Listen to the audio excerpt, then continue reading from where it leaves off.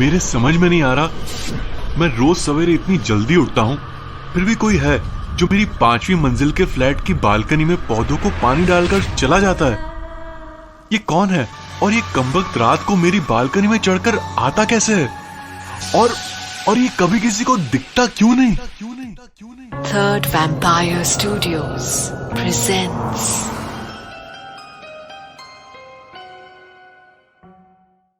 मुंबई में दादर के कबूतर खाने के पास राधेश्याम अपार्टमेंट्स में बहुत सारी मिडिल क्लास और हायर मिडिल क्लास फैमिलीज रहती हैं।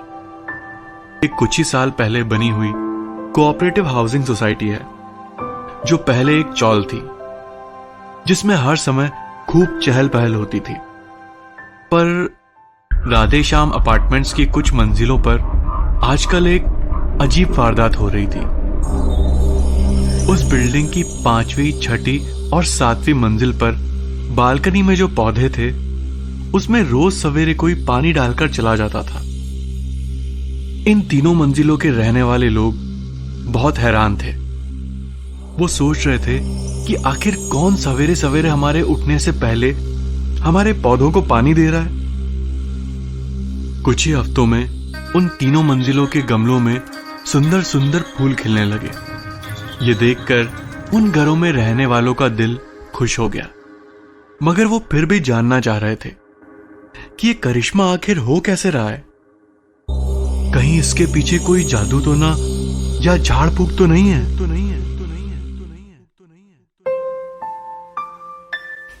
You are watching a Third Vampire Studios production. पर इस खूबसूरत करिश्मे के पीछे एक बहुत ही दर्दनाक हकीकत छिपी थी।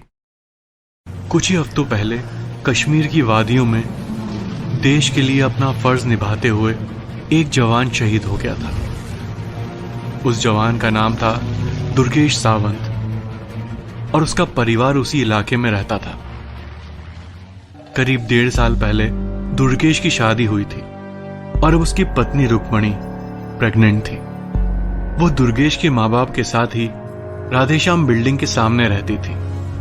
दुर्गेश की मौत के बाद वो अब हमेशा ही दुखी और निराश रहती।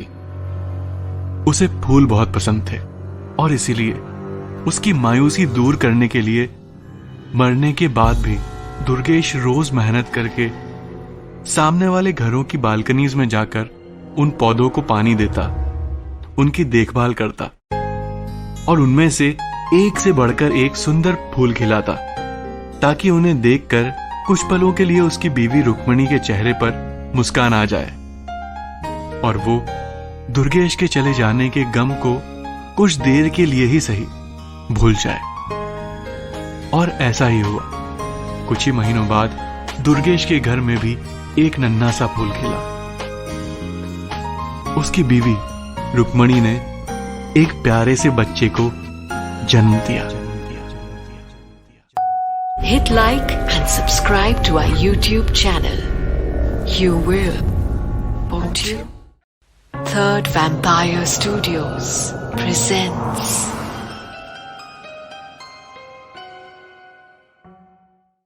मुंबई के खालसा कॉलेज के सामने एक बस स्टॉप था। उस बस स्टॉप से रोजाना कई लड़के लड़कियां बस लेकर अपने घर लौटते थे। उस बस स्टॉप की कुछ ही दूरी पर एक और बस स्टॉप था। वहां से रोज एक लड़की बस में चढ़ती अपने घर जाने के लिए। वो पिछले 2 सालों से उसी बस से सफर कर रही थी, पर हाल ही में उसके साथ एक घटना होनी शुरू हुई कि जब भी वो उस बस में चढ़ती, उसके बैठने के बाद 2 बार बस की घंटी बजती। यह सिलसिला करीब 1.5-2 महीने से ऐसे ही चल रहा था। अजीब बात यह थी कि घंटी वो बस का कंडक्टर नहीं बजाता था। जब भी वो घंटी बजती तो लड़की पीछे मुड़कर देखती कि आखिर ये घंटी किसने बजाई। पर बस कंडक्टर हमेशा की तरह ही किसी ना किसी को टिकट दे रहा होता था। ऐसा भी नहीं था कि कोई पैसेंजर खड़ा होकर मस्ती में कर रहा हो। यह सब कुछ और दिनों तक ऐसे ही चलता रहा। जब भी वो लड़की उस बस में चढ़ती और आगे की लेडीज रिजर्व सीट पर बैठती, तब चलती बस में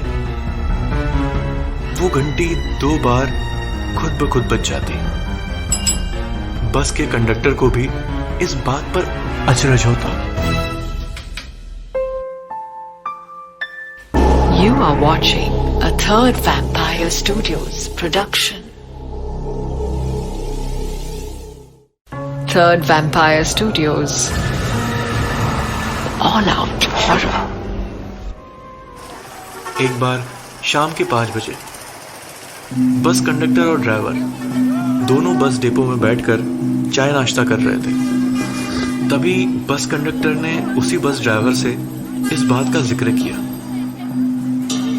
ड्राइवर कुछ पल खामोश रहा, फिर उसने कंडक्टर की तरफ संजीदगी से देखा और कहा, भैया 2 महीने पहले इस बस का बहुत बुरा एक्सीडेंट हुआ था।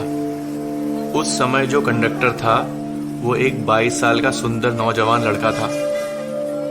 एक वाटर टैंकर के ड्राइवर ने बिना हॉर्न बजाए गाड़ी रिवर्स ले ली थी।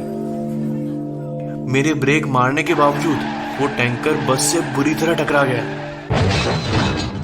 मैं तो सीट बेल्ट पहना था, इसी वजह से बच गया, लेकिन वो कंडक्टर और 2 पैसेंजर्स एक्सीडेंट में मारे गए। ये कहने के बाद ड्राइवर कुछ पल खामोश था, फिर उसने आगे की बात बताई।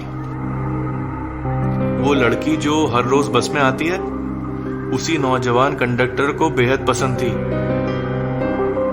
जब भी वो बस में चढ़ती, वो बस कंडक्टर को देखकर शर्मा के मुस्कुराती और वो कंडक्टर भी बस की घंटी 2 बार बजाकर अपने प्यार का इजहार करता। इसीलिए आज भी जब वो लड़की उस बस में चढ़ती है, तब बस की घंटी खुद ब खुद अपने आप बज जाती है, मानो अब भी वो लड़का उस लड़की से अपने प्यार का इजहार कर रहा हो। For more delicious horror bites, hit like and subscribe to our YouTube channel. You will, won't you? Third Vampire Studios presents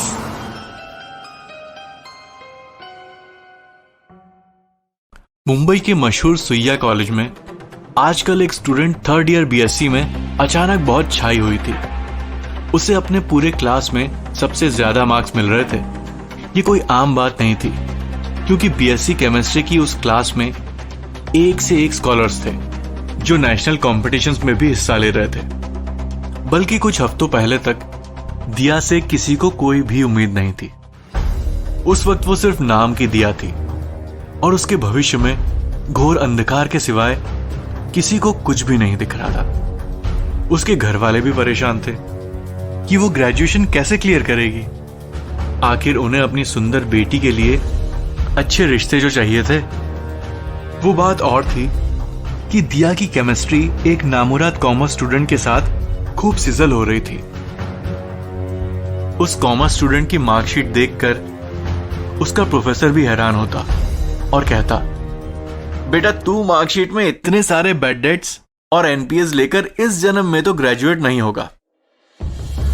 खैर, बात दिया की हो रही है तो दिया पर ही टिके रहते हैं। दिया के माँ बाप को भी अपनी बेटी पर गर्व हो रहा था। उन्हें कहीं ना कहीं पता था कि ये सब उसकी स्वर्गवासी नानी का आशीर्वाद है।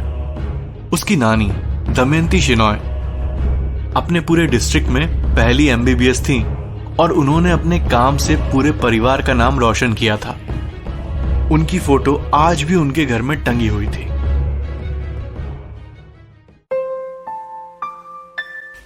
You are watching a Third Vampire Studios production. Third Vampire Studios. All Out Horror. पर दिया की नानी का उसके बढ़िया रिपोर्ट कार्ड से कोई संबंध नहीं था। इसके पीछे था एक होनहार और जबरदस्त साइंस स्टूडेंट, मकरंद परांजपे। मकरंद दिया से एक तरफा प्यार करता था। वो केमिस्ट्री में अव्वल था पर जब से उसने दिया को देखा था, उसके जीवन का एम, एपरेटस, ऑब्जर्वेशन और कंक्लूजन सिर्फ दिया ही थी। एक दिन वो अपने स्मार्टफोन पर दिया का इंस्टा फीड देखते देखते रास्ता क्रॉस कर रहा था।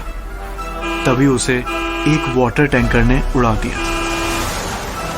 मकरंद वहीं ढेर हो गया, पर उसकी आत्मा उस वक्त भी दिया दिया ही कर रही थी। इसलिए दिया के हर एक एग्जाम के बाद मकरंद खुद बैठकर रात को उसका आंसर पेपर रीराइट करता। इसी वजह से हाल ही में दिया को इतने अच्छे मार्क्स मिलने लगे थे और सब लोग उसकी वाहवाही कर रहे थे। ये कमाल तो उसके गुजरे हुए फैन मकरंद परांजपे ने किया था और यहां सब लोगों को लग रहा था कि दिया ने कमाल कर दिया।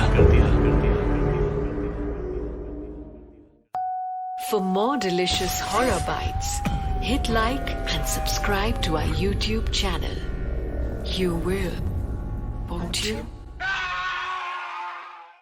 Third Vampire Studios presents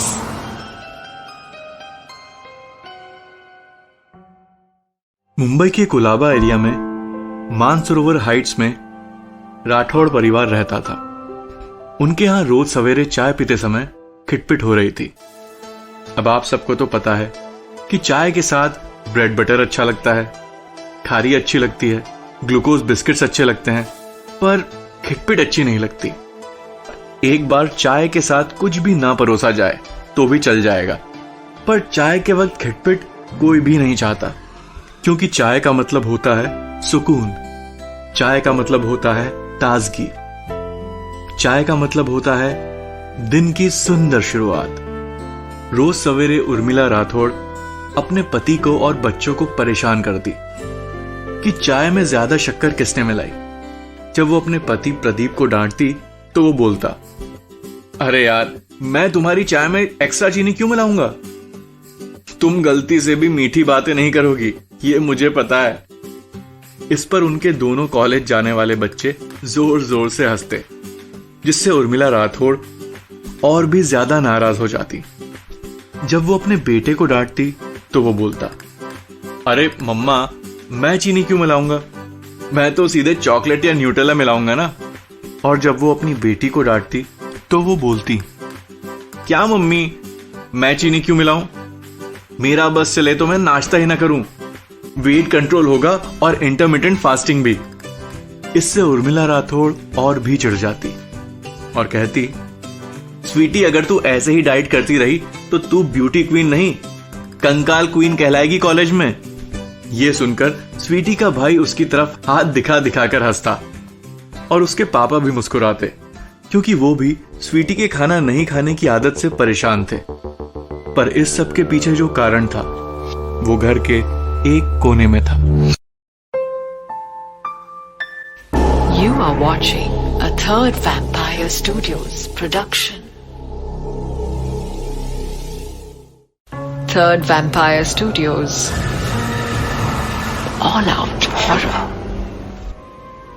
दरअसल बात यह थी कि उर्मिला राठौड़ की सास भी उस घर में रहती थी। उनके पति यानी उर्मिला राठौड़ के ससुर कुछ हफ्तों पहले ही गुजर गए थे। उर्मिला राठौड़ की सास बहुत ही बुजुर्ग थी और ज्यादातर अपने कमरे में ही रहती थी और सिर्फ शाम को ही अपनी कुछ सहेलियों के साथ पार्क में जाकर बैठती थी। उन्हें बचपन से ही मीठी चाय पीने की आदत थी और कुछ हफ्तों पहले तक उनके पति हर सुबह पूरी शिद्दत से उन्हें एक बढ़िया कप चाय बनाकर देते, जिसमें पूरे 3 चम्मच शक्कर होती। पर पति के चले जाने के बाद वो बहुत मायूस हो गई थी। उस पर से उनकी बहू उर्मिला डायबिटीज की पेशेंट थी और हर चीज में कम शक्कर मिलाती थी। इस वजह से हर सुबह की शुरुआत फीकी और बेरंग होती। उनके शौहर, जो अब इस दुनिया में नहीं थे, उनसे ये देखा नहीं गया और वो हर रोज सुबह घर में बनने वाली चाय में 2 चम्मच चीनी ज्यादा डालते, ताकि हमेशा की तरह उनकी पत्नी की चाय परफेक्ट हो और चाय पीने के बाद की उनकी मुस्कान और भी perfect. For more delicious horror bites, hit like and subscribe to our YouTube channel. You will, won't you?